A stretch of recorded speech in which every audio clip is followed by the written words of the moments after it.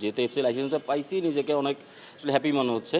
তো একটা ট্রফি জেতাচ্ছ এটা কিন্তু আমার কাছে সবচেয়ে বেশি আনন্দের ব্যাপার, যদি যেতে পারে, যদি সব ঠিক থাকে, যদি ফরেস্টের সব ক্লাবেরই আছে যেখানে যেভাবে ভালো পারফর্ম করছে ওখান থেকে প্লেয়ার হয়েছে। অ্যাকচুয়ালি দেখেন যে 32 জন নেওয়া হয়েছে, 32 জন তো আর যাবে না, যাবে 23 জন। ফেডারেশন এফসিকে যে আমাদেরকে এফসি লাইসেন্স দেওয়ার জন্য, যেহেতু এফসি লাইসেন্স পাওয়ার জন্য অনেকগুলো ক্রাইটেরিয়া আপনি জানেন যে ফুলফিল করতে হয়। অবশ্য আমরা চেষ্টা করছি করার জন্য এবং পাওয়ার জন্য। যেহেতু এফসি লাইসেন্সটা পাইছি নিজেকে অনেক আসলে হ্যাপি মনে হচ্ছে।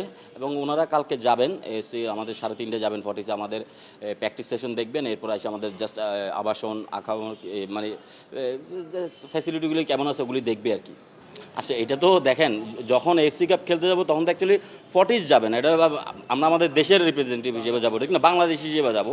তো এটা অবশ্যই আমার জন্য আমি মনে করবো যে একটা ট্রফি জেতাচ্ছ এটা কিন্তু আমার কাছে সবচেয়ে বেশি আনন্দের ব্যাপার, যদি যেতে পারে, যদি সব ঠিক থাকে, যদি ফর্টিসের এই সুযোগটা আসে, তাহলে এইটা হচ্ছে তো গর্বের কোনো ব্যাপার না।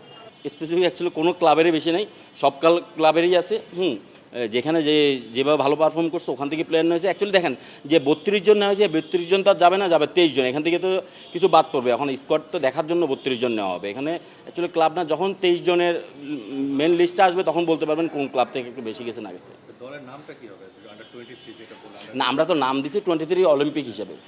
তো এখানে তো সিনিয়ররাও যাবে। সিনিয়ররা যাবে, হ্যাঁ, এখন বয়সের কোনো সমস্যা নেই। নামটা কি বাংলাদেশ আন্ডার 23 হবে? অলিম্পিক 23 অলিম্পিক 23 বলতে কোনো কথা নেই।